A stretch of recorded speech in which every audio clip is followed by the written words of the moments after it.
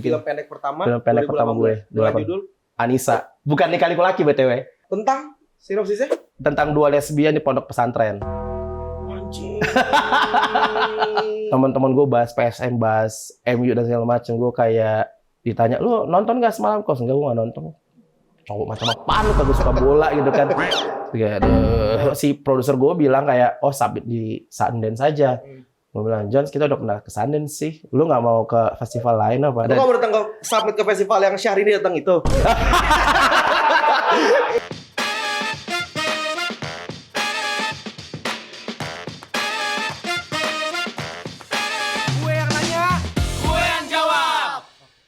Yo Euforian, bertemu lagi bersama gua Raihan di sini di podcast Gue Yang Nanya.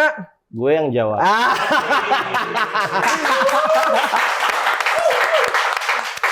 Belakangan ini, berapa episode terakhir ini syutingnya selalu tentang sinema ya. Kemarin ada aktor, sekarang sutradara. Ngeri besok episode ada Manoj Punjabi datang ke sini. Punjabi. Ngeri gue.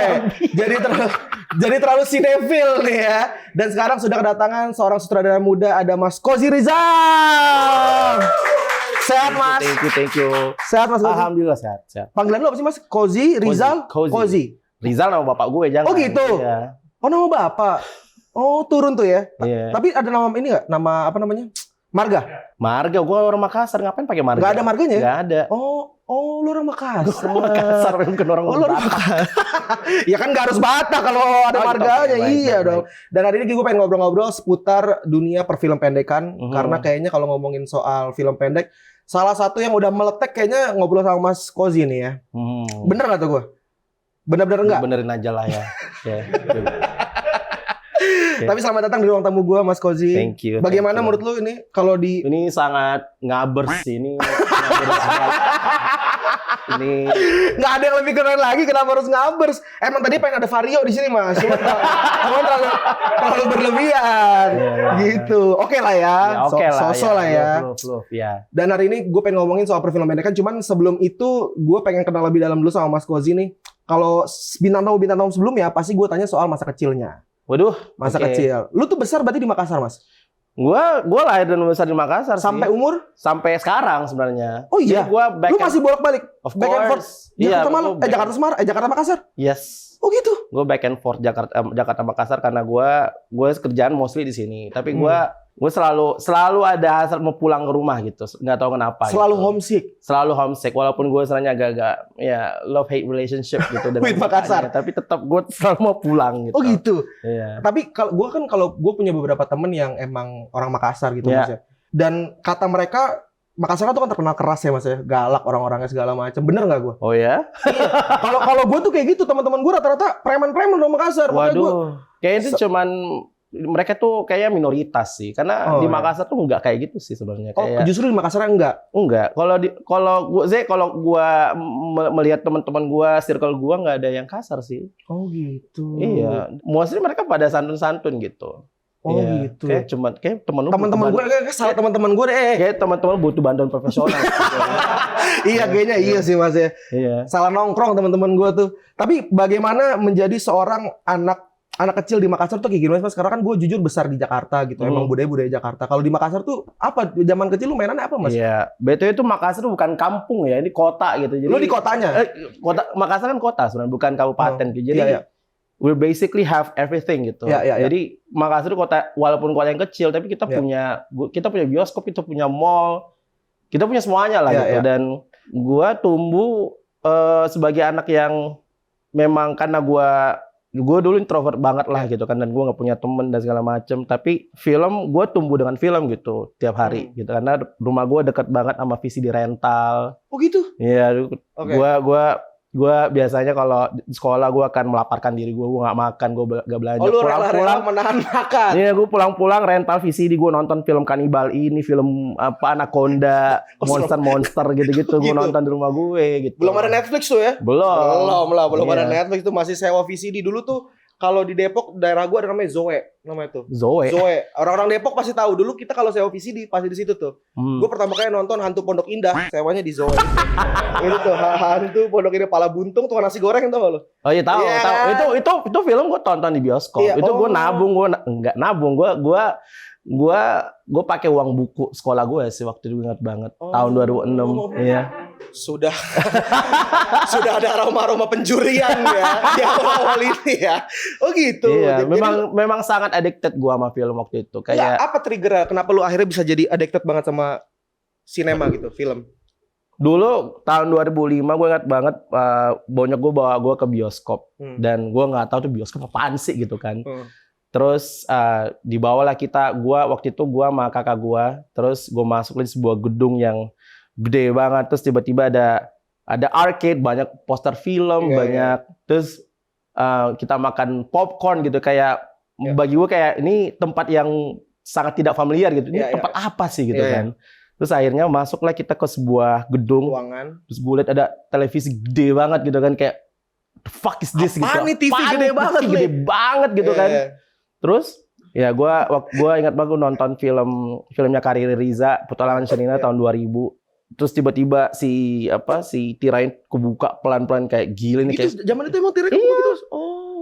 Kayak sulap gitu kan. Sulap kayak terus tiba-tiba gue menonton filmnya kayak gila, ini adalah sebuah sulap, kayak magis banget gitu kesannya kan. Terus kayak oke, gue suka banget, gue pengen banget bikin sesuatu kayak gini ketika gue gede. Dan that was the moment gue kayak benar-benar addicted sama film gitu. Oh, berarti trigger utamanya adalah lu karena nonton film Petualangan Sherina. Yes, tahun 2000. Di situ lu merasa kayaknya gue pengen menjadi seorang pembuat film gitu. Iya. Kenapa nggak aktor, Mas? Kenapa pada saat itu lu kepikiran justru yang ngebuat film? Mungkin karena gue ngerasa film as a whole gitu kan nggak cuma ada aktor di dalam, betul. Ada musik, ada cerita, dan ada karakter dan segala macam. Dan gue ingat banget itu memberikan, it sparks joy lah, dan gue pengen melakukan hal yang sama gitu ketika gue gede. Dan bahkan ketika gue kecil dulu tuh, kalau gue nonton film dan bagus banget, gue akan berusaha nge-recreate itu sama teman-teman gue. Oh gitu, itu umur berapa, Mas? 2004. Kayak gue 9 tahun, 2003, 2004 tuh 8-9 tahun lah gitu. 8-9 tahun kadang gue untuk nge-create sebuah film ya? Caranya gue waktu itu ingat banget, gue kan di ruang tamu gue kan ada sofa yang gede banget kan. Dan kadang gue akan nge-recreate adegan-adegan film itu di sofa itu. Lu jadi yang main juga? Gue yang main sama adik-adik gue gitu. Lu berapa bersaudara sih, Mas? Gue 4 bersaudara. 4 bersaudara, lu anak apa? Gue anak kedua. Selain lu ada gak yang menekuni dunia sinema ini? Nggak ada sih. Oh gitu. Nggak ada sih. Bapak gue engineer, mama gue ibu rumah tangga, kakak gue nggak. Dia lebih suka jadi imo sih dulu. Sebuah karir tuh jadi imo. Bukan pekerjaan kok jadi imo sih. Jadi kayak aja. Iya, jadi gue benar-benar kayak jauh banget berarti background ya? Iya, jauh banget. Dan gue melewati fase masa kecil gue tuh dengan nonton film sih mostly gitu. Oh, berarti dengan background keluarga lu yang sangat kompleks, terutama background pendidikan nyokap bokap lu yang engineer tadi, berarti lu diharuskan untuk menuntaskan semua pendidikan lu dulu dong? Iya, dan bapak gue tuh benci banget sama film, dan dia benci banget gue suka film gitu. Gitu? Dia pernah mengeluarkan statement apa? Coba. Karena gue tuh benar-benar kayak saking addicted-nya, gue benar-benar kayak gak bayar uang SPP, gak bayar buku, gue gak ujian gara-gara film. Tindakan kriminal. Exactly gitu. Tapi itu sangat. Oh, jadi bokap lu ngerasa ini bawa pendapat buruk buat lu? Iya, dampak buruk gitu. Sampai akhirnya gue bilang gue mau sekolah di IKJ, terus kata dia nggak boleh. Lu nggak boleh sekolah film. Lu harus jadi kayak gue, lu harus jadi pegawai PLN gitu. Lu harus menjadi engineer juga seperti itu. Ya, lu harus jadi engineer gitu. IKJ tuh pada saat itu lu tau dari mana? Googling kah? Atau emang udah banyak teman-teman masuk IKJ? Nggak ada sih. Gue di Makassar Mas, gue sambil ngerokok aman ya? Silakan. Gue ngerokok Diplomat Evo. Refreshing squeeze yang berry ini ya. Best. Lanjut, Mas. Gimana lu udah tahu IKJ tuh dari mana? Gue tahu IKJ karena gue kayak waktu itu gue research deh. Gua pas SMA tuh ya? Gue chronically on social media, internet lah gitu. Iya. Gue suka kayak googling dan gue menemukan ternyata ada sekolah film gitu di Jakarta. Akhirnya gue proposi bapak gue kayak nggak dibolehin lah gitu, kayak lu mau jadi apa anjir gitu. Bener. Tapi zaman lu kecil yang lu bilang tadi lu udah mulai nge-recreate film segala macam. Lu dapat ilmunya dari mana, Mas? Iseng-iseng aja? Sotoy aja sih. Sotoy. Dan akhirnya cara gue nge-recreate sinema waktu itu berubah ketika gue akhirnya menyentuh sebuah kamera gitu. Tahun 2008 mama gue tiba-tiba beli handycam gitu kan. Itu tiba-tiba aja ucuk-ucuk dia beli handycam? Iya, dia beli handycam gitu buat dokumentasi sebenarnya. Tapi gue sangat curious dengan barang ini, dengan benda ini kan. Terus tiba-tiba gue ngeliat ada kabel gitu. Tahu nggak sih kabel yang merah, kuning, putih itu kan? Gue colok lah. Iya, gue colok lah. Terus tiba-tiba gue colok ke TV. Kelihatan muka orang gitu kan. Kayak seru banget nih. Oh, kayak gue bisa bikin film nih, bikin sesuatu dari sini gitu. Akhirnya gue ambil lah kamera itu, terus gue paling videoin abang lo yang imo itu. Nah, dan akhirnya gue nge-recreate adegan-adegan film yang gue tonton di bioskop, karena waktu itu SMP gue deket banget sama bioskop kan, tiap Senin gue akan nonton sendirian gitu. Terus gue ceritain ke teman gue nonton film Anaconda bagus banget gitu, kayak bawa Anaconda ke rumah tuh anjing. Atau abang lu suruh ngeliat gini. Aduh, enggak ya. Terus bukan film zombie waktu itu, apa sih, Resident Evil. Gue kayak terus mereka kayak, wih seru banget kayaknya, tapi kita nggak bisa nonton nih gitu. Terus kayaknya gue boleh nih kalau gue nge-recreate adegannya sama teman-teman gue. Terus teman-teman gue ajak lah ke gedung kosong gitu buat bikin film zombie bareng gitu kan. Teman gue jadi zombie, terus seru banget gitu. Terus kita nonton bareng-bareng gitu kan. Ini pasti temennya, anjing ngapain sih coaching Dan ngeditnya tuh bukan, gue kan nggak tahu pakai software apa segala macam. Software dan segala macam. Ini ngeditnya pakai kamera itu, jadi pos, cut. Iya kayak gitu-gitu. Terus kita nonton di ruang tamu dengan konsep yang tadi barusan sama teman-teman gue. Terus kayak mereka pada happy, kayak oke, ini kayaknya gue suka banget dengan this process gitu. Akhirnya kayaknya gue semakin matang gitu. Kayaknya gue pengen jadi filmmaker ketika gue gede gitu kan. Karena yang menarik dari gue baca profil lo adalah justru lu tidak punya background pendidikan film sama sekali. Enggak sih. Lu dari SMA terus masuk ke Telkom Bandung. Telkom gue ngambil informatika. Itu apakah ada tekanan dari orang tua atau emang? Of course. Iya. Oke. Terus gue 3 tahun ngeliat codingan, mata gue kayak puyeng gue ngeliat anjir kayak. Lulus kan? Gue surprising lulus, gue nggak get gue bisa lulus anjir, kayak what the fuck. Tepat waktu? Enggak, gue telat satu semester. Oh ya masih aman lah. Masih aman gitu. Belum kayak Isal. Isal lu berapa tahun Sal? Tapi udah nggak ada, ilmunya udah gone, udah cabut. Gak kepake sama sekali? Gak kepake sama sekali. Tapi gue during college tuh bener-bener karena gue aktif banget, gue tiba-tiba menjadi sosok yang sangat ekstrovert gitu kan. Gue banyak temen dan segala macam. Terus ikut organisasi, dan gue ikut kayak himpunan Sulawesi gitulah di Bandung. Terus kita tiap tahun akan bikin pagelaran dan segala macam, dan suka bikin kayak parodi atau musical. Nah biasanya itu anak kampus. Anak kampus. Nah biasanya musikalnya kan ada kayak introduction karakter. Nah gue yang bikin biasa. Jadi gue kayak udah mulai kenal lah sama Premiere dan segala macam kan, Adobe. Terus kayak menyenangkan sekali. Gue suka banget nih gitu ngedit gitu kan. Dibanding ngoding. Terus ya udah gue fokus ke situ. Gue pelajaran yang lain dapat semuanya. Merah semua, gue ngulang 1 semester gitu. Bokap lu gimana tuh reaksinya? Ya bokap gue bodo amat sih. Yang penting kuliah aja. Pokoknya kuliah, lulus, sampai lulus. Kalau lu lewat 1 semester, lu tanggung sendiri gitu kan. Lo tanggung sendiri. Gue tanggung sendiri. Berarti lu udah belajar, lu mendalami lebih ke teknik perfilman pada saat kuliah. Dari nongkrong, dari research segala macam. Malah pasca beres kuliah sih. Oh, setelah beres kuliah justru? Iya. Beres kuliah gue kan kerja.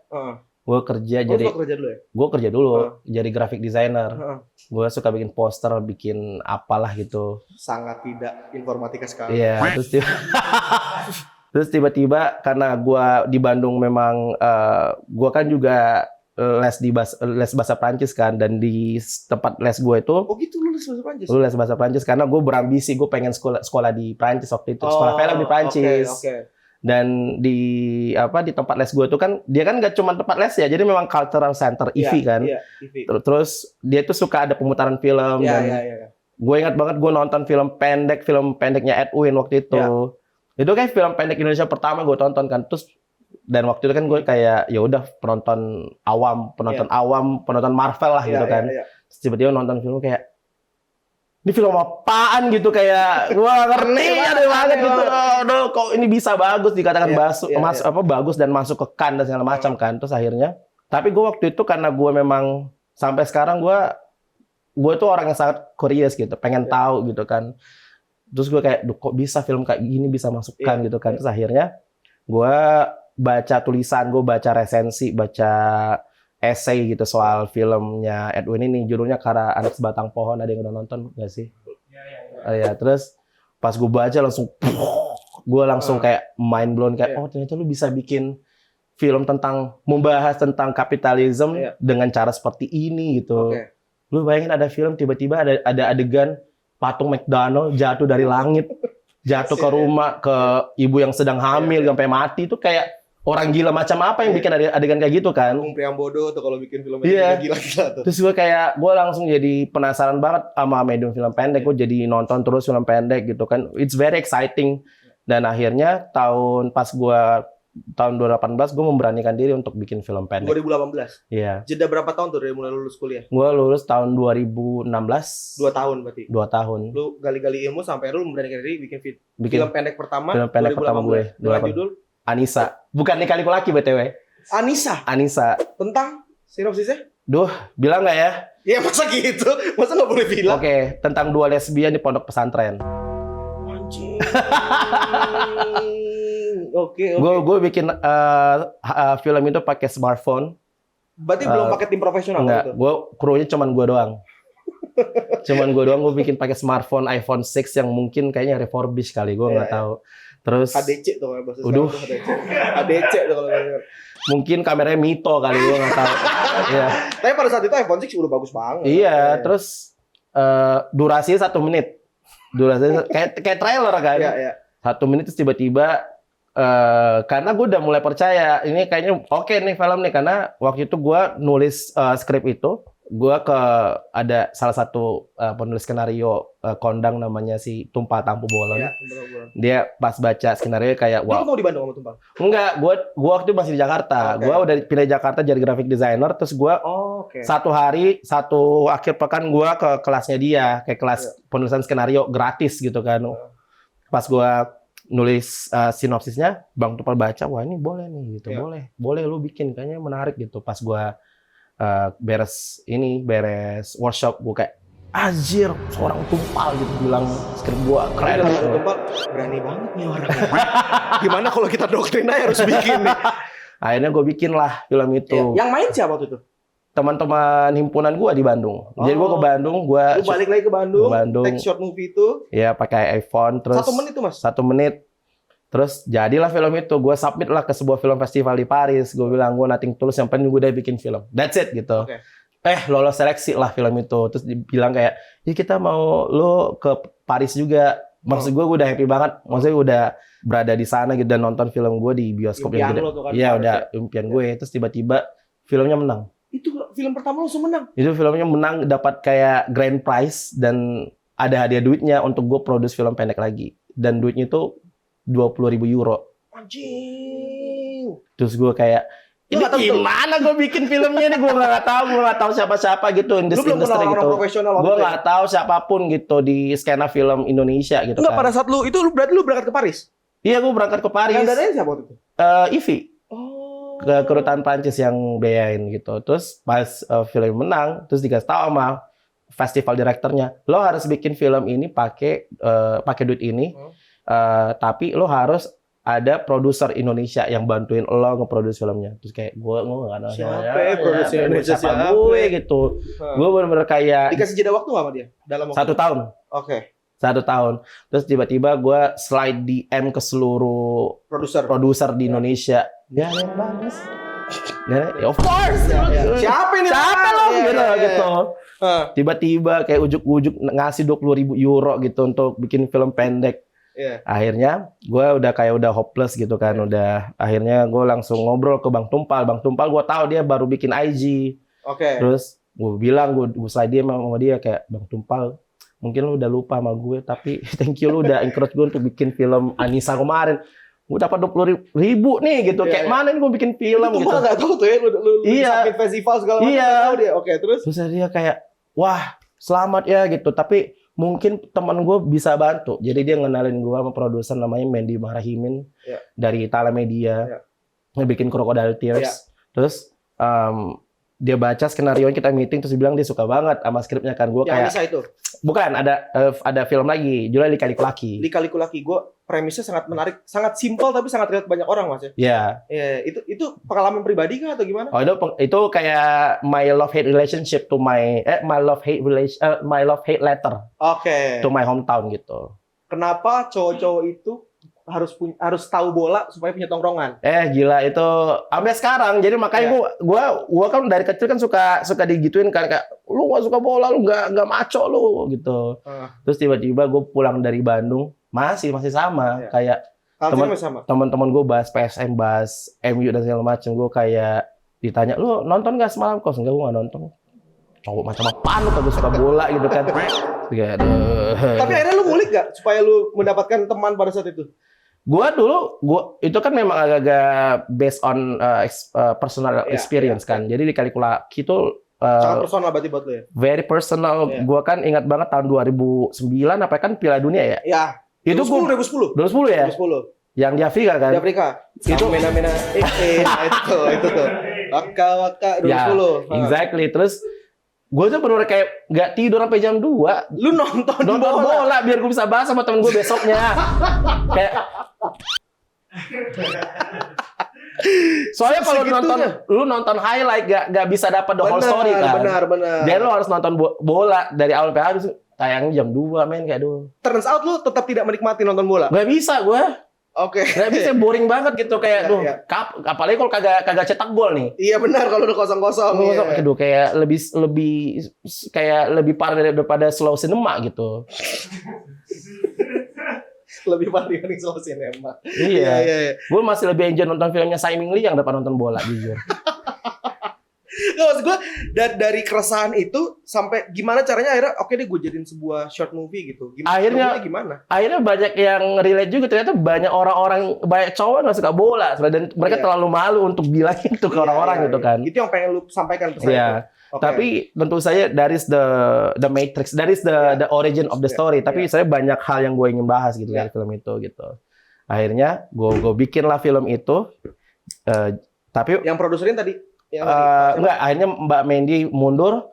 Akhirnya dia ngenalin gua sama almarhum John Badalu. Beliau baru aja meninggal minggu lalu. Ya. Rest in peace gitu. Ya, terus karena dia orang Makassar juga, dia bilang, "Wah, oke nih, gua belum pernah melihat ada film Indonesia kayak gini gitu. Let's make this film." Udahlah gua bikin pas pandemi dengan semua keterbatasannya. Nggak terbatas. 20.000 men. Iya benar sih. Nggak terbatas itu kayak. Lu pas pandemi terbatas. Gue malah shock. Gue tadi bikin film satu ukur tiba-tiba jadi 80 orang gitu. Gue nggak bisa ngontrol semua. Berapa timnya waktu itu 80 orang? 80 orang kayaknya. Banyak banget kayak bikin film panjang gue. Anjir. Oke, terus jadilah itu film. Berarti itu adalah film pertama yang lu direct secara profesional. The real profesional ya di film itu. Oke. Gue masih haho-haho di syutingan, gue ingat banget anjir. Terus tiba-tiba kita submit lah film itu ke banyak festival, banyak banget penolakan, rejection dan segala macam, sampai akhirnya filmnya ke Sundance Asia, dinotis sama orang-orang industri kayak Joko Anwar tuh suka banget sama film itu. Terus Lucky Kuswandi itu tiba-tiba filmnya menang di Sundance Asia, orang-orang jadi bisik-bisik tetangga kan kayak siapa nih Kozi Rizal gitu kan. Ujuk-ujuk bikin film, tiba-tiba lolos di Sundance gitu. Iya, 2 kali lagi. Iya. Jadi lolos film di Sundance, terus orang-orang jadi, gue jadi lebih dikenal lah. Tapi pas setelah Lika-Liku Laki, gue pikir kayak kayaknya harusnya lebih mudah nih gue untuk dapat project di Jakarta gitu kan. Ternyata enggak. Lebih susah, sama aja susahnya. Ternyata ya gue tetap bikin film sendiri sih, gak ada callingan karena memang mungkin karena filmnya susah untuk diakses gitu kan. Jadi orang-orang nggak bisa tahu betul kalau gue bisa bikin film apa enggak. Karena kan film pendek kan orang nonton cuma di film festival kan. Nah maksud gue gini mas, kenapa ini satu pertanyaan gue ya, kenapa film pendek itu sampai sekarang sangat susah untuk diakses ya di Indonesia? Atau di luar negeri kah kayak gitu juga kan mas? Atau lu cuma bisa nonton di film festival? Kayak gitu juga? Sebenarnya karena tidak semua film tuh harus dinonton sama semua orang sih. Oh, potongan TikTok tuh. Bagus. Itu bagus. Singkat, ngena tuh, menjawab ke gua. Iya benar sih ya. Iya benar. Kayaknya kayak macam Lika-Liku Laki misalnya. Gua nggak yakin kayak film itu belong to semua orang karena gue bisa mampus sih melihat apalagi Anissa.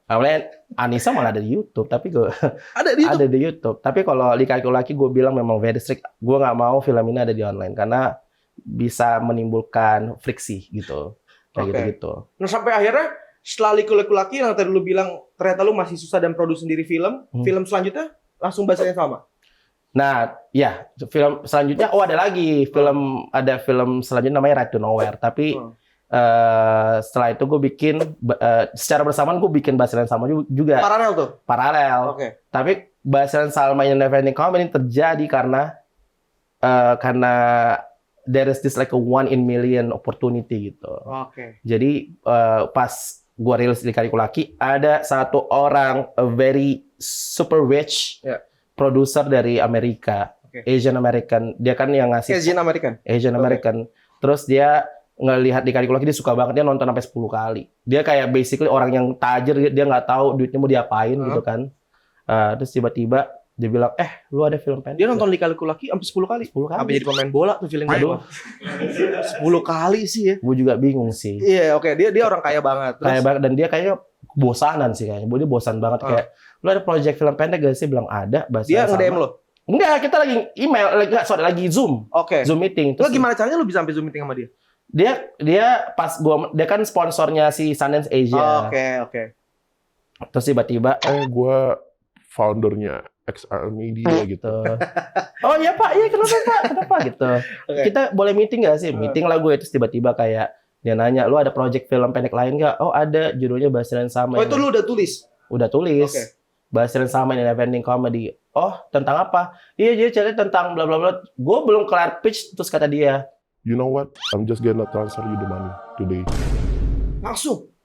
Berapakah uangnya? Nggak bisa ngomong. Nggak bisa. Tapi lebih dari yang sebelumnya?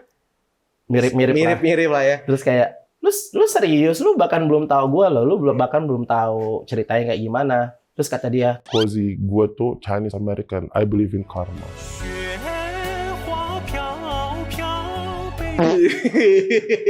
Gak, maksud gue, lu pernah menekankan nggak kenapa dia rela untuk memberikan uang segitu untuk lu memproduksi film Bahasa yang Sama yang sebetulnya film itu menurut gue sangat Indonesia sekali gitu. I know. Gue juga bingung sih. Kayaknya dia emang gabut aja ya. Gabut. Emang kebetulan orangnya baik banget gitu. Iya. Terus akhirnya ya udah gue bikin film itu, kayak gue ngerasa kayak oke. Produsernya Pak Jon juga. Apa? Iya, John Badalu juga. Terus gue ngerasa kayak gila, gue kapan lagi gue dapat opportunity kayak gini. Jadi gue gak mau take it for granted. Gue harus bikin film ini bagus banget. Jadi ketika Basri dan Salma udah dapat duit, gue nggak langsung bikin filmnya, gue tunggu setahun dulu ke depan untuk gue develop bener-bener nih barang gitu. Oh pada saat itu skripnya belum jadi, masih mentah? Oke. Gue ngerasa gue perlu rewrite lagi deh. Oke. Nah pas rewrite, gue ngerasa tahun 2022 gue ngerasa gue harus bikin film ini. Gue bikin Agustus, terus tiba-tiba jadi November, terus tiba-tiba filmnya kayak mau disubmit di mana ya? Terus Berlin gitu. Disubmit di mana ya? Udah menang 2 festival masih disubmit di mana ya? Masa gitu merendahnya kayak gitu? Iya sih. Karena emang harus disubmit at the end of the day. Harus ketemu penontonnya dong. Benar. Akhirnya gue kayak sampai ke berapa festival waktu itu Bahasa yang Sama? Si produser gue bilang kayak submit di Sundance saja. Gue bilang, John, kita udah pernah ke Sundance sih. Lu nggak mau ke festival lain apa gitu? Yang lebih top. Terus lu nggak mau datang ke submit ke festival yang Syahrini datang itu? Iya kan? Oh pada saat itu belum ya? Terus akhirnya, lu emang mau di mana? Di Cannes. Terus kata produser gue, nggak mungkin lolos. Film kayak gini, nggak mungkin. Produser lu ngomong kayak gitu. Produser gue kayak it's a long shot sih, kayak film lo tuh super campy, super tacky gitu, alay banget, alay core gitu, very cringe. Kayaknya nggak mungkin sih, kan film-film kan katanya kayak very art house, slow cinema gitu. Film gue kayak duarder gitu. Terus 15 menit Mas? 15 menit, terus tiba-tiba gue bilang nggak apa-apa deh Kak, gue juga lagi ada duit nih buat submit gitu. Jadi gue submit ke tiga-tiganya, jadi kan punya 3 section. Terus tiba-tiba gue dapat kabar gue lagi bawa motor, terus tiba-tiba ada yang nelpon gue nomor pencong. Motor Basri? Enggak. Bukan ya. Yang warna-warni itu. Yang nyatu sama odong-odong. Warnanya senada. Lo bilang gua tukang odong-odong gitu maksudnya. Enggak gitu ya, siapa tahu lu pakai beneran. Lu waktu itu lagi naik bawa motor. Gue bawa motor, gue lagi tahu pulang. Terus tiba-tiba kayak gue ditelepon lah. Apa gue getar-getar apaan sih, ganggu banget. Iya. Matiin sampai beberapa kali. Terus kata si produser gue, lu angkat telepon lo, si Kan mau nelpon lo gitu. Si Kan, iya kita lolos Kan official gitu kan. Oke. Pas gue angkat, hello, this is Cozy Rizal. We want your film to be the Cannes Film Festival. Gue langsung banjir, gue nangis tepi jalan. Kayak, ya itu momen yang historical banget sih. Bahkan film itu juga membawa lu ke jalan-jalan ke beberapa dunia, Mas ya? Iya, filmnya. Berapa penayangan di berapa aja? Ya, kayaknya udah 100. Busan juga ya?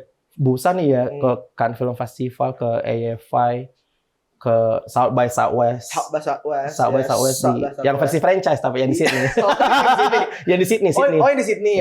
Oke. Lumayan sih kayak ada 100 film festival deh yang udah yang pernah ke sana ya. Oh. Iya. Tapi kan yang paling spesial adalah Cannes kan ya. Cannes sama Sundance sih. Karena ya lu kayak prestigious gitu kan. Yeah. Tapi kalau Sundance seru banget karena benar-benar mereka peduli banget sama film pendek. Gua pas di sana ketemu banyak orang, gila gue meeting sama orang-orang di Hulu, Paramount Pictures dan segala macam itu di Sundance gitu. Jadi seru banget, banyak ladang opportunity lah gitu. Dan lu orang pertama kan ya sih yang film yang masuk ke Cannes, masuk ke nominasi di short film competition. Di short film competition, lu adalah orang pertama. Gue orang pertama. Gue banyak banget yang ngomongin lu dong maksudnya. Gue agak overwhelmed sih. Ya. Capek sih, yes. Capek ya? Tapi sebenarnya kalau di Cannes kan, ya seperti gue bilang tadi ada 3 section gitu. Nah, si Karanak Sebatang Pohon itu pernah ke Cannes, tapi di section Directors Fortnight. Oke. Filmnya Lucky, Regas Banteja pernah di Critics Week. Nah, kalau di yang short film competition ini belum pernah sebelumnya. Nah, Bahasa yang sama di film pertama. Mas, gue mau nanya soal ini out of topic sedikit ya. Tadi kan film pertama lu 1 menit durasinya. Maksud gue ada pakemnya nggak sih Mas kalau misalkan lu pengen mensubmit sebuah film pendek, misalkan kayak minimal berapa menit, maksimal berapa menit. Kalau film pendek gimana sih Mas? Gue jujur nggak ngerti nih. Ya sebenarnya mah kalau film pendek kan biasanya kan di bawah 1 jam ya. Gitu. Yang penting di bawah 1 jam. Di bawah sekarang udah ada namanya medium film malah sekarang. Udah ada medium film. Iya medium film kayak durasi 45 menit, 50 menit gitu. Nah, ya film pendek ya di bawahnya itu sebenarnya. Berarti nggak ada aturan. Nggak ada. Sebenarnya tuh durasi harusnya nggak usah nggak usah dipikirin sih. Oh, jadi lu bikin aja. Film yang penting pendek. Yang sesuai dengan suara lo gitu sebagai sutradara gitu. Tapi Mas gue rata-rata film lu tuh lu ngambil referensi dari mana sih Mas? Dari director luar kah atau dari mana? Atau emang pengalaman pribadi lu kayak Lika-Liku Laki kan pengalaman pribadi lu segala macam. Kalau Lika-Liku Laki tuh gue bisa akuin tuh gue kayak bener-bener terinspirasi gitu banyak sutradara luar Eropa kayak gue pengen filmin tuh kayak ada rasa-rasa Andrea Arnold, Darden Brothers gitu-gitu. Pengen rasa-rasa Chef Arnold. Wah, enggak ya, berlebihan. Beda. Kalau Basri and Salma? Basri and Salma itu momen gue kayak Cozy, you have to be original gitu. You have to be yourself in your film, you have to be authentic gitu. Makanya gue berusaha untuk tidak mengambil referensi dari film-film lain. Proses menemukan originalitas seorang Cozy Rizal tuh waktu itu kayak gimana, Mas? Ya gue harus aware dengan diri gue harus tahu diri gue siapa gitu. Gue kan orangnya cringe gitu. Gue orangnya cringe, gue orangnya campy, gue suka banget nonton TikTok, nonton video-video aneh lah gitu. Cina. Nah itu gue pengen mengadopsi itu gitu di film gue. Makanya kalau kalian nonton Basri dan Salma ada bagian musikal, ada filter TikTok dan segala macam karena itu estetika yang gue suka banget gitu. Gue suka breaking the rules gitu. Gimana caranya lu bahasnya mengambil hati penonton lewat style yang kayak gini yang lu bilang campy, cringe segala macam. Gimana Mas caranya Mas? Gue sih nggak peduli ya orang suka apa enggak gitu karena gue sih bener-bener gue pengen true to myself gitu dan fuck the rules lah gitu. Fuck the rules. Berarti gue juga bisa jadi seorang gue kan memang benar-benar gue berusaha untuk memerdekakan diri gitu pas bikin Basri dan Salma. Bodoh amat, gue pengen menikmati this freedomness gitu. Berarti setelah Basri dan Salma itu film-film yang memang sesuai dengan karakter lu sendiri? Iya. Sudah berapa film sejak Basri dan Salma? Gue kemarin bikin ada lagi 1 film pendek juga di Ternabel Cinema Club. Oh itu posternya. Nanti kita bahas. Iya. Tapi sebelum itu gue pengen out of topic sedikit nih Mas ya. Oke. Lu percaya zodiak nggak Mas? Sebenarnya nggak begitu ya. Sama gue juga nggak begitu. Sama gue juga. Tapi lu lumayan soalnya suka baca zodiak. nggak akurat soalnya. Benar. Apalagi yang red flag tuh suka nggak akurat tuh. Yeah. Gue juga bacanya dan percaya yang green flag doang Mas. Oh. Kalau yang red flag gue nggak percaya. Oh gitu. Selama bagus gue percaya. Waduh. Tapi lu nggak percaya berarti? Gua sih nggak begitu percaya sih. Tapi lu percaya nggak? Topik zodiak itu adalah topik pick up line paling bagus. Oh gitu. Paling ampuh. How? Jadi kalau gue biasanya dan banyak orang di Jakarta Selatan ini biasanya kalau pengen deketin pasangan itu pasti bahas zodiak pertama kali. Gitu. Yeah, oh, I see. Lu kurang percaya ya? Enggak Gue juga sih. kurang percaya dan ada satu teman gue yang pengen membikin kita supaya jadi percaya sama zodiak. Di ujung sana Mana coba? ada Tunjukkan Jojo. orangnya. Langsung saja kita masuk ke segmen Ya Kali Percaya Zodiak.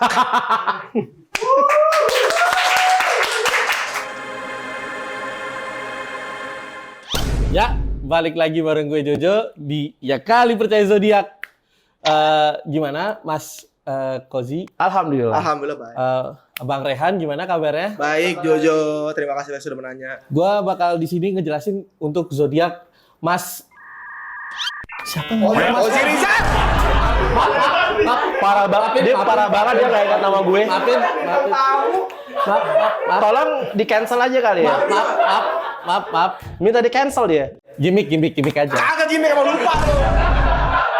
Gimmick. Perasaan nggak kayak gini tadi Ngomong ngomong. iya kan? Emang Tadi diem baik sekarang heboh, sekarang heboh. prank soalnya.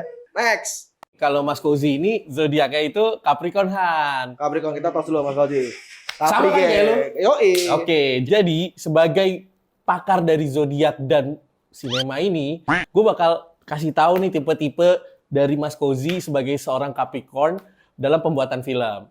Langsung aja nih ya, gue spill ya. Nomor 1, perfeksionis.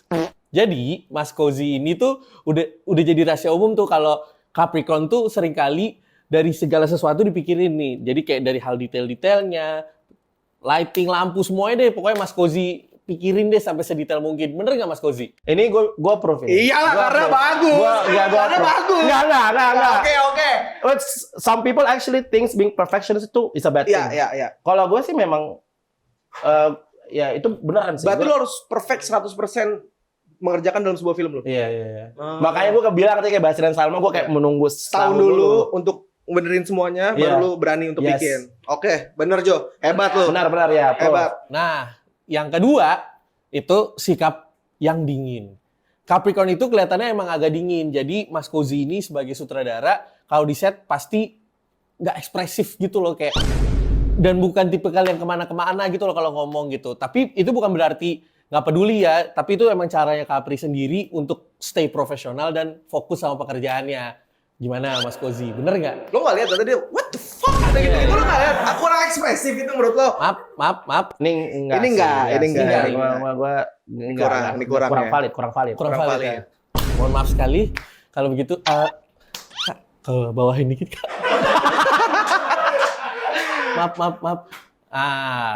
Realistis aja itu nomor 3, Han. Jadi Capricorn itu emang paling realistis dalam berkesenian. Maka itu Mas Kozi ini pasti tipe sutradara yang kayak apa-apa tuh sebar realistis gitu loh. Bener nggak Mas Kozi? Bener dong. Bener dong. Maybe yes, maybe no. Maybe yes, maybe no. Tuh. Yes and no. Emang semua jawaban bintang tamu tuh Ya. yes or no kalau udah lu. Yes Karena and no. kadang-kadang gue biasanya kalau nulis aja, nggak bodo amat realistis dibuat apa enggak gitu. Apa adanya. Iya, baru produser gue puyeng gitu. Kalau dia puyeng baru gue revisi gitu. Gimana jualnya? Iya. Oke, terus. Oke. Maaf lagi. Namanya juga zodiak Mas. Kenapa minta maaf lu? Maaf. Kenapa minta maaf? Tapi gini Han. Apa? Nah, ini bridging nih ke built-in nih. Ya, gua udah hafal gua. Coba. Tapi apa, Jo? Tapi yang nggak mungkin ketuker itu adalah rasa Evo refreshing squeeze nih. Coba Han, apa aja Han? Boleh disebutin Han? Oh, ngelempar ya. Ada beberapa rasa nih ya, Euphoria nih ya. Yang pertama itu ada rasa rasa berry, ada rasa guava, ada rasa mango, rasa leci. Jadi tergantung Euphoria selera suka yang mana. Bener nggak? Bener dong. Lo hari ini pakai rokok mana nih? Nah nih, gue mau bakar dulu nih. Hari ini gue pakai yang leci squeeze. Gue bakar ya. Lihat tuh, buang asapnya, lihat Mas. Buang dulu dong asapnya. Bab Zam. Salah kostumnya, harusnya kalau dia jadi apa ramalan ini ada Jubah-jubah. ada kristal Iya, gitu-gitu. Gue kemarin gitu. udah saja pakai bintang-bintang yang jatuh ke bawah gitu. Sama petasan sih ya Jo. Tapi dari sini nih gue gini nih ngarahin Iya. petasannya. Next time all out dong. All Jangan out, iya benar. outfitnya nggak bers banget soalnya. Lu tau ada apa sih emang ngabers? Nggak apa-apa. Nggak apa-apa ya? Oke. Banyak temen Iya, gue iya. ngabers soalnya banyak. It's okay. Mantap. Oke Han, lanjut lagi aja Han. Terima kasih Jojo. Gimana? Makin gak percaya kan lu sama zodiak? Iya, sama. Emang tugas dia itu bikin kita makin bullshit zodiak. Iya. Gak apa, tapi terima kasih Jojo ya atas Capricorn ini. 2 Capri ini. Salah 2 bener 1 tadi ya. Iya. Salah 2 bener 1. Kita lanjut ngobrol lagi Mas Rozi. Benar setengah. Bener setengah. Iya. Karena yang terakhir Satu setengah. yes and no. Oke, kita lanjut ngomong lagi. Gue jujur orang yang lumayan ya, bukan berarti gue ngikutin banget, tapi gue lumayan ngikutin film-film panjang di Indonesia. Sebagai sutradara, lu nih Mas, gue pernah dengar satu statement dari salah satu seorang aktor, Abimana. Dia tuh pernah ngomong gini, yang membuat film Indonesia susah untuk maju adalah keserakahan. Lu setuju nggak soal itu? Kayak gue lumayan tidak qualified sih untuk menjawab itu sih, karena Lu pribadi aja. keserakahan. Ya. Keserakahan kayak gimana yang dia maksud? Gua kayaknya Ngincar, maksud gue targetnya selalu soal numbers, penonton yang banyak segala macam. Makanya kan siklus perfilman Indonesia kan kayak ya betul namanya sih. horornya banyak banget. Betul sih, itu Ya. betul banget sih. Karena bagi gua kayak sebuah film bagus yang terlahir itu karena ya waktu yang lebih banyak yang dikasih dan orang-orang yang kompeten di dalamnya gitu. Dan kalau kita kerja kayak when you say like serakah, ya artinya ya kerja Yang demand aja yang demand based on Ya. demand, kayak kerja cepet dan segala macam tuh enggak, itu akan most likely membuat filmnya jadi kurang banget sih. Berarti lu sangat mendewakan sebuah proses berarti ya. Exactly. Dalam membuat sebuah film. Tapi mungkin nggak seorang Kozhira akan membuat film horor? Gue kan nggak bikin film. Palu basah. Mungkin bisa aja kan? Gue sering mau bikin film horor, film pendek. Tapi film Oke. pendek dulu. Tapi film horor, tapi ini akan menjadi sebuah homage untuk film horor Indonesia tahun 80-an 90-an. Jadi akan gitu. sangat, ya lagi-lagi sangat gue banget, sangat campy, sangat Sangat extravaganza, cringe, Sangat yes, sangat cringe, extravaganza. yes. Gue udah gak masalah udah ngomong sangat cringe karena Ya. lu mengakui itu kan. I own it, Iya. yes. Tapi lu melihat sekarang industri film Indonesia, menurut lu gimana Mas? Dari segi general aja lah. Apakah akan lebih banyak film-film Indonesia yang masuk ke festival? Karena sekarang banyak banget film Indonesia yang masuk ke festival kan, ditayangin di festival kayak Ya. ya Cannes, terus juga ya Busan International Film segala macam. Ya. Lu melihatnya sekarang gimana? Gue sih melihatnya sangat exciting sih. Maksud gue kayak lagi-lagi bagi gue nggak merasa film Indonesia harus ke festival ya. Bagi gue kayak kita punya banyak banyak film yang ke bioskop dan orang-orang nonton berbondong-bondong, dan gue jujur kayak melihat kayak kemarin nih fenomena film Lebaran. Wah, gila Itu sih. 5 film Indonesia, 5 film Indonesia ada dan semuanya di atas di 500.000. bioskop gitu. Iya. Dan it's very exciting for me. Dan gue sih merayakan. Gue bikin sama True Cinephile. Gue ke bioskop. Gue menonton semua film itu gitu. Iya. Dan akhirnya apa? Artinya apa? Kita kan jadi punya banyak alternatif gitu. Iya. Nggak cuma film-film Horor doang. horor doang atau kayak film-film yang ada di festival Drama, gitu. Tapi ada film-film yang beragam gitu Iya, kan. iya. Ya tentu saja film-film yang punya take yang nuans atau film-film alternatif juga penting sebagai pilihan lah ya. warna gitu, Iya. pilihan orang-orang untuk menonton, untuk melihat kayak what we can do gitu as a Indonesian filmmaker, kayak ternyata film Indonesia tuh sangat variatif dan luas banget gitu range-nya gitu, kayak gitu sih. Iya sih, gue jujur sekarang kalau datang ke bioskop itu ngeliat film Indonesia tuh ya udah nggak kayak dulu, sekarang banyak banget yang bagus-bagus gitu. Kayak main Jumbo bisa dapat Wah, 9,8 gila sih. juta Lu kayak expect itu nggak? gua sih expect akan berjuta-juta, tapi nggak sampai Nggak kayak sampai 9 1 juta kayak itu juga. wow banget gitu. Iya. Karena Jumbo itu waktu itu rilis bareng sama film romance, Ya. film perselingkuhan, iya kan? Dan ternyata tiba-tiba wah ini film animasi nih justru yang Exactly. yang ini. Menurut lo apa yang membuat Jumbo bisa sampai 9 juta penonton sebagai POV sutradara. Mungkin kalau gue sih amazed banget maksudnya kalau kita bicara teknis kan animasi itu it's very exciting kayak to see apa animasi Indonesia kayak gitu. Terus juga filmnya juga heartfelt banget sih dan soundtracknya oke banget, lagunya bagus banget. Sebuah paket lengkap gitu. Jadi ya no wonder orang pada berbondong-bondong ke bioskop gitu kan. Betul. Dan nggak cuma anak kecil doang ternyata yang lihat. Kita sebagai orang dewasa juga ternyata nonton gitu sedih juga ya. Nangis nggak lo? Kita mah orang-orang dewasa ngapain sih kalau kita lagi sedih? Kadang kita kayak recalling our childhood memories. That's why I make Literable Cinema Club juga gitu. Karena bagi gua childhood itu it's very bittersweet. Walaupun kayak it could be like really harsh sometimes, tapi banyak momen-momen indah gitu. Dan makanya orang-orang pada suka Jumbo gitu. Iya. Itu sih ngenain hati penonton tuh emang penting banget Mas ya. Yes. Tapi ngomongin soal festival lagi nih Mas. Belakangan ini lu masuk ke festival Berlin ya? Gua kemarin ke Berlinale. Itu film? Buat film Little Rebel Cinema Club. Little Rebel Cinema Club. Itu tentang apa? Nah, tentang gua. Tentang lu yang anak kecil itu ya? Zaman lu kecil pegang handicap. Gua nge-create cinema. Jadi tentang seorang bocah yang dia itu dari Jakarta. Terus dia satu hari dia pindah ke sebuah kota bernama Parepare gitu. Dan di sana nggak ada bioskop. Iya. Dan dia recalling pengalaman dia nonton film zombie pasti di Jakarta. Teman-temannya kayak engage banget, seru banget. Tapi kita nggak punya bioskop di sini ya. Gitu. Baik lagi berarti it's very personal buat. It's very personal dan setnya tahun 2008 gitu. Set tahun 2008. 2008. Ya. Terus si anak muda ini karena dia mau balik ke Jakarta lagi, dia bikin kayak inilah kado perpisahan ke teman-temannya dengan bikin film sama mereka. Pakai handycam punya kakak imonya dia. Nah, kakaknya juga kayak nyet lu jangan sentuh handycam gua tabok lu kalau sentuh gitu. Jadi tentang pengorbanan. Berarti ini film buat anak kecil juga bisa? Bisa. Gua malah baru tahu kok ternyata film ini buat anak kecil gitu. Kok lu bisa baru tahu? Karena gua tadi bikin film ini tuh buat cinephile. Tadinya begitu buat buat cinephile. Terus tiba-tiba pas gue nonton filmnya kan sebelum tayang di Jeff, gue nangis kan. Gue nangis kayak, wah ini film powerful banget lagi gitu kan. Terus ya udah gue submit lah ke sebuah festival. Apa yang buka sekarang? Berlin. Kapan tutupnya? Besok. Mampus. Langsung submit. Belum ada subtitle dan segala macam kan. Kita bikin subtitle dalam 1 hari. Submit. Kejar tayang tuh ya? Kejar tayang. Submit. Taunya lolos di Berlinale yang section generation. Nah, enak ya orang kayak Mas Kozi ini tahunya dari film pertama. Dari film pertama tahunya lolos. Apa kiat-kiatnya bisa tahunya lolos itu gimana, Mas? Iya, tanyalah kurator festivalnya lah. Gua enggak tahu. Jujur dalam berkarya. Jujur aja kan. Terus taunya lolos di Berlinale Generation. Generation ini section buat film-film anak-anak muda, film anak kecil. Oke. Itu ada sectionnya? Ada sectionnya. Oke. Yang nonton masuk di situ. Dinonton sama mostly anak-anak umur 4 sampai 12 tahun. Film gue di dubbing ke bahasa Jerman.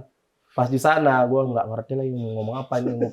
Gue kasih lah headset gue bisa dengar bahasa Inggris, pasti bahasa Indonesianya gitu. Dan pas premier di sana gue banjir lagi karena gila penonton pada suka banget, bocah-bocah pada reaktif gitu, pada cheering, pada nangis bareng kayak man this is the best gift gitu to share this film to lots of people. Dan filmnya kan tentang cinta terhadap sinema ya, dan orang-orang jadi banyak anak-anak jadi pengen bikin film gara-gara film ini.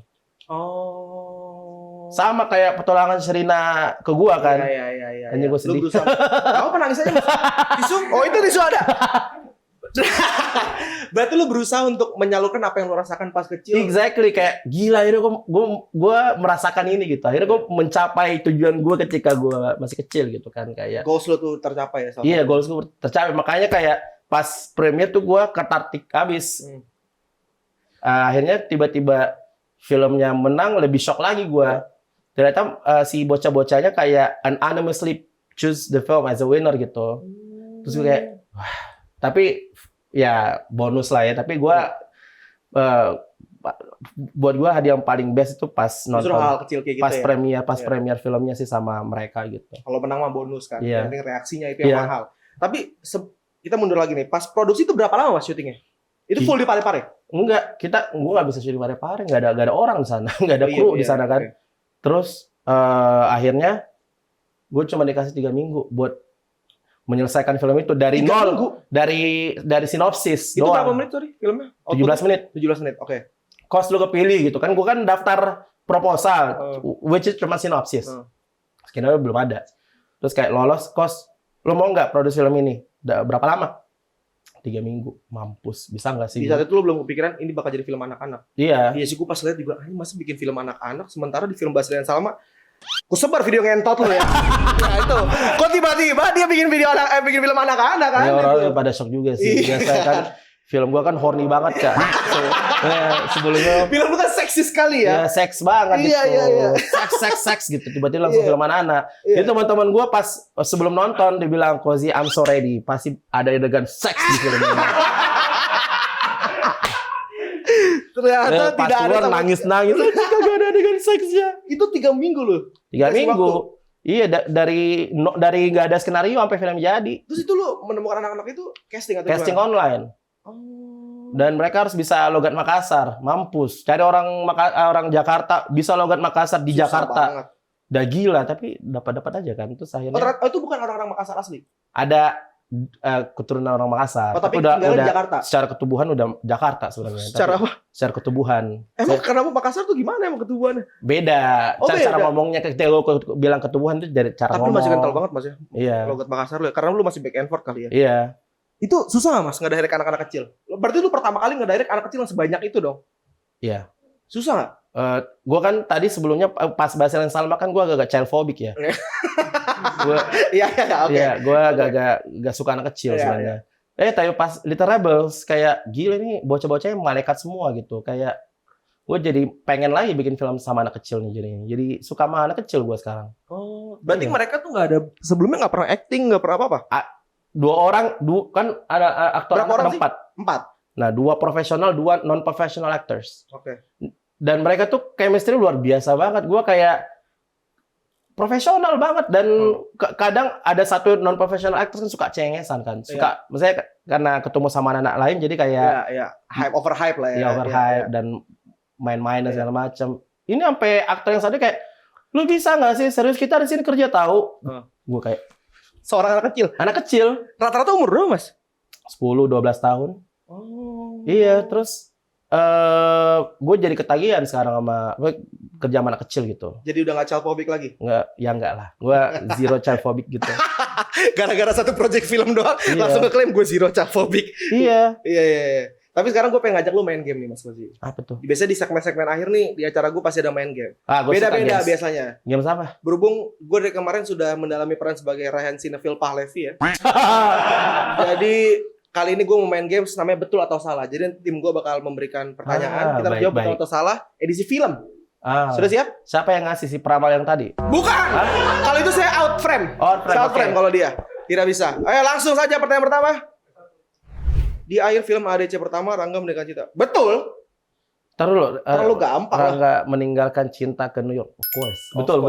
Yang dia berpaling itu tuh Iya betul. salah satu inspirasi Tolong FTV. kasih saya yang paling susah ya. Betul. Ini nothing for me nih. Di menit berapakah John Wick nembak peluru pertama? Tidak, itu agak Itu another harusnya level itu. Gue Benar. nggak selevel itu Rangga kayaknya. ikut Bopek kedua. Tapi ADC itu salah satu inspirasi lu nggak, Mas? ADC salah satu film yang penting banget sih. Gue suka rental berkali-kali dulu Oh ya? pas gue kecil. Iya sih ADC Iya. lumayan menyentuh gue tuh Rangga. Aku ingin jadi Rangga. Uh. Ciuman di Jogja. Sama mantan. Oke, next. Sherina dan Derby adalah karakter utama. Ya Allah, gampang banget. Kan Sherina doang deh. Derby Derby kan pemeran Derby kan sidekick. pembantu. Sidekick. Iya. Iya. Jadi benar salah. Cuma Sherina doang.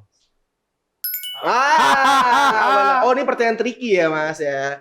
Sherina Hmm. iya, tapi nama karakter yang diperankan Derby Romanis itu nama Saddam. Oke. Lu bikin nama karakternya. Gue pikir lebih Oh, teknis lagi. namanya. Iya, gue pikir lebih teknis lagi. Kirain kayak pemeran utama apa enggak gitu. Iya. Next. Next. Udah gila ini. Gila. Salah lah. Hello. Bong Salah. Joon-ho. Bong Joon-ho. Bong Joon-ho. Gila lu. Ini bentar ya. Pertama kali nonton Parasite. Gimana Mas? Gue nonton 10 kali itu film itu. Gue pertama kali keluar di CGV, gue inget banget gue di CGV Grand Indonesia. Gue tunjuk poster sampah. Poster film di situ. Bagus banget Mas. Bagus banget. Gue banget. Gue nonton bioskop 4 kali, terus tiba-tiba tayang yang black and white itu lebih seru lagi. Iya. Gue nonton black and white itu sendiri dalam bioskop. Can you imagine? Itu serem banget. Intens banget berarti ya. Lu tau gak yang shot yang yang dikurung di bawah itu, yang ngintip di tangga? Iya. Serem banget aja. Bung Juno, respect. Next. Film terbaik Best Picture di Oscar adalah Oppenheimer. Bener? Yes. Bener. Gue gak suka lagi filmnya. Lu gak suka? Gue gak suka. Kos lu kita. Next. Cowboy Junior. Adalah film pertama nih. Oh enggak, gue tahu. Gue salah. Salah, Lima Elang. Bukan. Film, bukan ya? 5 Elang, yes. 5 Elang kan? Yes. Next. Benar, Hello. Terus Cinephile. Raihan Tolong Radian yang lebih Palevi. susah. Nggak ada lagi? habis. Ya, tepuk tangan lo tapi. Terlalu gampang, bro. Terlalu gampang. Gue pikir kayak sebutkan seluruh film Tsai Ming-liang atau kayak Ya itu gue nggak bisa sebutkan jawab. film terakhir Stanley Kubrick. Iya, gitu-gitu. lu nggak sekalian nyebut betul atau salah nama belakang Dian Sastro adalah Wardoyo.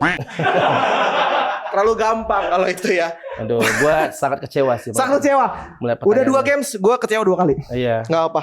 sad. Kemarin gue kan kedatangan Jaksel Proof. Aha. Kita ngebahas soal game wawasan Jaksel. Masa Jaksel tahun 80-an ini bahas? Zaman koloni Belanda. Sorry, gue belum lahir sih. Iya, itu main skena Soekarno. Kalau kayak gitu. Bukan kita-kita orang zaman sekarang. Udah Aduh. gila. Mas, tapi tadi ngomongin Parasite ya. Itu masuk top 3 best film lu all time gak? Enggak sih. Maksud gue tuh film tuh seru banget, tapi gue Iya. suka banget. Dan film Bong Joon-ho yang paling gue suka sih, tapi kayak bukan Mickey my 17 top. gimana? Oke. Just Tapi okay. kayak for me, Mickey 17 kayak it's a mixture of Bong Joon-ho's film. Iya. Kayak dia gabungin Parasite, si Okja, Iya. ABCD gitu. Iya, semua digabungin tumparuh dalam satu film itu. Exactly. Tapi kalau ditanya sama orang, top 3 film terbaik yang pernah lo tonton all time, film panjang. Apa? Film panjang. Iya. Gue Indonesia 1 deh masuknya. Penjualan Sherina udah masuk, jelas. Oke. Penjualan Sherina.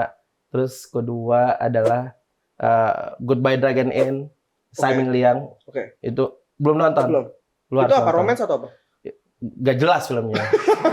Oke, Itu oke. Kayaknya hampir gak ada plot sama sekali tapi love gitu. Oke. Terus yang terakhir apa ya? Susah lagi anjir. Mungkin yang paling gue kepikiran sekarang adalah Frances Ha Oke. tahun 2012. Iya, iya. Oke. Iya. Gue pernah tuh lu belum nonton. Si Ucup mas tau gue, lo nonton film ini nih. Dia kan juga terlalu kesinema-sinemaan lah sekarang tuh orang biasa main madun aja. Kalau sinema-sinema banget, terusan pusing gue, terlalu pusing, tapi nggak apa-apa lah. Oh, dia Cinebro juga. Sinebro dia, Oh, Sinebro. Jaf is me, just is him. Oh, Just is him. wow. Itu dia. Jaf is lebaran for him Yes, gitu. just is lebaran paling benar. Tahun barunya dia di Jaf. Oh, oke. Mas Koji, tapi untuk menutup segmen ini, apakah penggemar-penggemar lu akan menyaksikan karena lu dalam film panjang dalam waktu dekat? Hopefully very soon ya. Gue sih targetinnya tuh 2-3 tahun lagi. 2-3 tahun lagi. Iya, gua ngerasa kayak I just need more time to making it like a badass film gitu. Karena film ini akan sangat menggelegar sih. Oh, tapi lu udah kepikiran Udah, bisa segala treatmentnya macam? udah ada. Tapi ini Oh. kita lagi berusaha untuk bikin dia jadi skrip dan berusaha cari funding sana sini. Karena filmnya akan sangat super independent, tapi akan sangat exciting. Film coming of age remaja, tapi ada banyak magical realism di dalamnya. Jadi seru sih. Kita tunggu aja Iya. ya, Euforian. Dan terakhir buat teman-teman di luar sana yang pengen jadi filmmaker dan kayak lu mungkin Mas nggak punya background kuliah perfilman or something, lu punya pesan nggak buat teman-teman di luar sana? Kalau kata gue sih just be nggak authentic usah, sih. nggak usah. Just gak usah. Nggak lagi lah. Enggak. Just apa? Kalau kata gue sih just be authentic, just put many efforts gitu. Karena nggak mungkin sih di zaman era digital ini kayak gue bikin film gue pakai iPhone tuh Iya. possible banget gitu. Jadi kalau kata gue nggak ada alasan nggak mulai sih. Once again everybody, Kozi Riza. Terima kasih banyak sudah mampir-mampir ke ruang tamu gue. Dan buat Euforian jangan lupa juga untuk beli varian terbaru dari Diplomat Evo Refreshing Squeeze yang ada berry, ada guava, ada mango, ada leci juga ya. Dan jangan lupa juga untuk nonton semua episode di podcast Gue Nanya Gue Jawab dan segmen-segmen lainnya di YouTube Euphoria barengan sama gue Raihan, Camuy, Nandika, dan Adela. Kalau gitu jangan lupa untuk like, comment, dan subscribe. Terakhir dari gue seperti biasa, Diplomat Euphoria, explore aja.